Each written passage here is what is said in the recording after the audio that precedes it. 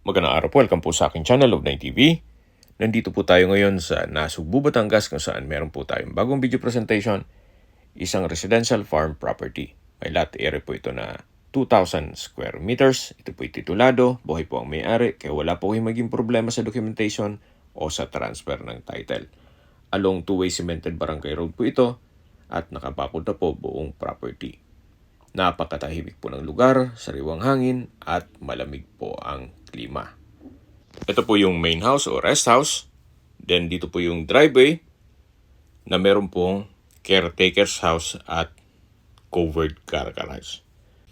Meron din po itong game farm na kompleto po ang farm facilities. May dalawang guest house at binebenta po ito ni owner sa halagang 3,000 pesos per square meter. Kung may mga katanungan po kayo, tawag lang po kayo sa aking numero. Maraming salamat po.